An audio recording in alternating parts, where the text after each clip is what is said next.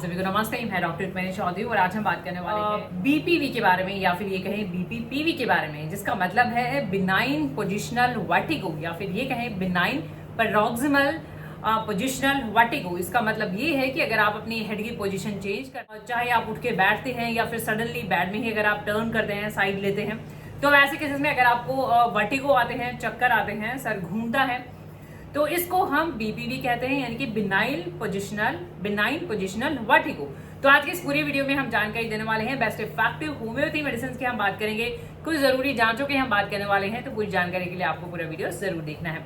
तो आइए स्टार्ट करते हैं। बताया कि जैसे बिनाइन पोजिशनल का मतलब ये होता है पोजिशन अगर आपकी चेंज होती है, वो भी सडन, अगर सडन पोजिशन अगर आप उठ के बैठते हैं तो आपको चक्कर आ सकते हैं। थोड़ा बहुत अगर लीस्ट मूव भी अगर आप करते हैं, अपने सर को भी साइड वाइज करते हैं, तो भी चक्कर आ सकते हैं। और बेड पे से उठ के बैठते हैं, वेकिंग अप, तो उस टाइम पे आपको चक्कर आ सकते हैं। तो इसको हम कहते हैं बिनाइन वर्टिगो। अब हम इसके कॉजेज की बात करने वाले हैं कि क्या कॉजेज हैं, क्या वजह है कि ये प्रॉब्लम आपको देखी जाए। सबसे पहले तो हम बात करना चाहेंगे कि ये जो इसके पीछे कॉज की अगर हम बात करना चाहें तो कॉज ब्लेम करा जाता है आपका इनर ईयर। अगर हम इनर की बात करें तो इनर ईयर में होती है सेमी सर्कुलर कैनाल्स। जो सेमी सर्कुलर कैनाल्स होती हैं, जो ऑब्वियसली हमें बैलेंस के लिए, हमारी पोजीशन को बैलेंस करने के लिए रिस्पॉन्सिबल होती है, उनमें एक फ्लूइड होता है और वो फ्लूइड जब भी हमारी पोजीशन चेंज होती है तो वो मूव करता है और उसकी वजह से हम नॉर्मली बैलेंस कर लेते हैं। बट प्रॉब्लम तब आती है जब ये जो सेमी सर्कुलर कैनाल्स होती हैं, इनमें जो फ्लूइड रहता है उसमें कुछ एक्स्ट्रा कैल्शियम कार्बोनेट की डिपॉजिट्स हो जाएं, उसमें एबनॉर्मल डिपोजिशन देखे जा सकते हैं, जिसकी वजह से वो फॉल्स इन्फॉर्मेशन सेंड कर सकता है टुवर्ड्स योर ब्रेन, और आपका ब्रेन जो है एक मिस इन्फॉर्मेशन देके और मिस इंटरप्रेट कर लेता है, जिसकी वजह से आपको वर्टिगो, ये ऐसा फीलिंग होता है, चक्कर आना, पोजीशन जब आप चेंज करते हैं। देखिए और बताना चाहेंगे कि कुछ ऐसी कंडीशंस हैं जिसकी वजह से ऐसा बिलीव करा जाता है कि वो एग्रेवेट कर सकती हैं आप। डायबिटिक, अगर आप डायबिटिक हैं तो भी ऐसा देखा जाता है। ऑस्टियोपोरोसिस की अगर आपको प्रॉब्लम होती है तो भी ऐसा देखा जाता है कि ये कंडीशन आपको और ज्यादा हो सकती है, ट्रिगर कर सकते हैं। कुछ ट्रिगर्स देखे जाते हैं जिसकी वजह से ये प्रॉब्लम और हो सकती है। इसके हम यहाँ पे बात करना चाहेंगे क्या लक्षण होते हैं। देखिए वर्टिगो तो है ही है, यानी आपको चक्कर तो आते ही हैं, साथ में क्या होता है कई बार आपको लाइट हेडेडनेस भी हो सकती है। और फिर बताना चाहेंगे कि कई बार आपको इतना लॉस ऑफ बैलेंस भी देखा जा सकता है, कई बार आप फॉल भी हो सकते हैं। ये डिपेंड करता है कि आपका कंडीशन जो है माइल्ड है या फिर इंटेंस है। अगर आपकी कंडीशन इंटेंस है तो उस केस में कई बार आप फॉल, गिर भी जाते हैं, बैलेंस की चलने फिरने में इवन आपको डिफिकल्टी हो सकती है।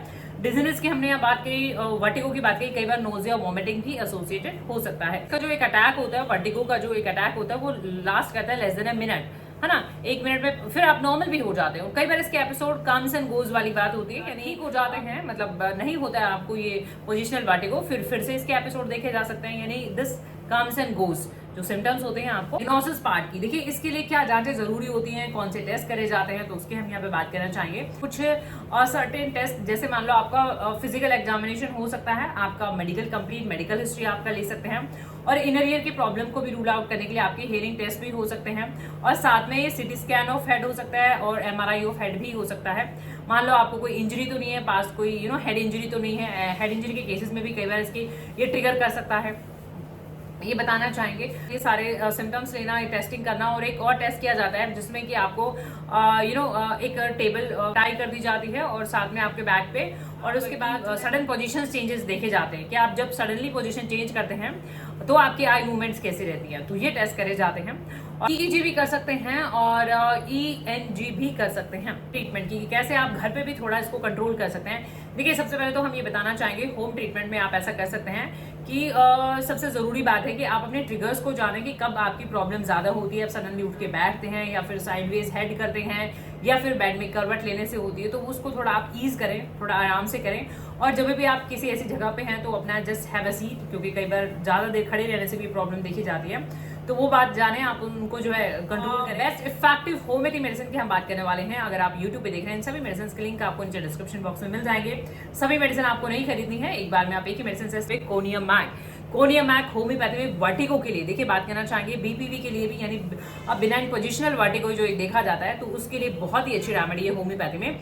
ये 30 और 200 में आप ले सकते हैं। जैसे ये दवा की स्ट्रेल होती है कोनियमैक, 30 और 200 में ले सकते हैं। कोनियमैक में देखा जाता है साइडवेज, जब अगर आप साइडवेज हेड टर्न करते हैं तो ऐसे केसेस में वर्टिगो बढ़ जाते हैं, यानी ऐसे केसेस में चक्कर देखे जाते हैं। ड्रॉपर की हेल्प से आपको लेना है, जस्ट 1 या 2 ड्रॉप लेनी है दिन में 1 या 2 बार खाने से पहले, और इस तरीके से जो आपसे ये बैलोडोना भी बहुत ही इफेक्टिव है बीपीवी के केसेस में, बिनाइन पोजिशनल वर्टिगो, जिसमें आपको बेड में प्रॉब्लम देखी जाती है। जब बेड में आप साइड चेंज करते हैं, टर्निंग इन तो ऐसे केसेस में बेलाडोना देखी जाती है और थोड़े सडन अटैक्स हो सकते हैं बेलाडोना में, क्योंकि एक sudden violent remedy, acute remedy है, तो ऐसे केसेस में आप बेलाडोना यूज कर सकते हैं। सेम वे 1 या 2 ड्रॉप दिन। कॉकरस इंडिकस होम्योपैथी की ऐसी रेमेडी है जिसमें आपको वर्टिगो तो देखा ही जाता है, आपको नोजिया एंड वोमिटिंग भी एसोसिएटेड रहता है ना, तो ऐसे केसेस इंडिकस आपको प्रिस्क्राइब करेंगे। अब ये कंपनी के अकॉर्डिंग कलर है, आपको डिफरेंट कलर हो सकता है और डिफरेंट फॉर्म भी हो सकता है। आप हम यहाँ पे बात करना चाहेंगे फॉस्फोरस को आप यूज कर सकते हो। फॉस्फोरस जब हम यूज करते हैं, जब आपको अप एंड डाउन, जब आप हेड ऊपर करते हो या फिर नीचे करते हो, तो उस केस में आपको प्रॉब्लम देखी जाती है, तो ऐसे केस में हम फॉस्फोरस। जेलसीमियम के बारे में हम बात करना चाहेंगे। जेलसीमियम में इतनी ज्यादा प्रॉब्लम होती है तो सडन इसके अटैक्स होते हैं। दूसरा, इसमें लॉस ऑफ बैलेंस भी देखा जाता है, डिजीनेस होती है ना, डलनेस, डिजीनेस, ड्राउजीनेस, ये सारे सिम्टम्स देखे जाते हैं और बहुत ही ज्यादा डिजीनेस के साथ साथ लॉस ऑफ बैलेंस, चलने में बहुत ज्यादा दिक्कत होती है, तो ऐसे केस में हम जेलसीमियम। देखिए ब्रायोनिया के बारे में जानकारी देना चाहेंगे। ब्रायोनिया में लीस्ट मूवमेंट एग्रेवेशन, यानी थोड़ा बहुत भी अगर आप मूव करते हैं तो ही आपको वर्टिगो आ जाते हैं। ऐसे केसेस में हम ब्रायोनिया देते हैं। ब्रायोनिया में थोड़ा कॉन्स्टिपेशन, गैस्ट्रिक सिम्टम भी एसोसिएटेड रहेंगे। बताना चाहेंगे R29 है, डॉक्टर एक्विक जर्मन का होम वर्टिगो ड्रॉप के नाम से भी आता है। इसमें ऑलरेडी बहुत सारी मेडिसिन मिक्स हैं, तो अगर आप एक सिंगल मेडिसिन लेना चाहें जिसमें आपको सारे बेनिफिट मिल जाए, तो आप इसमें मेडिसिन जो है R29 है, डॉक्टर एक्विक का 29 नंबर का दवा है, ड्रॉप फॉर्म में लेना है।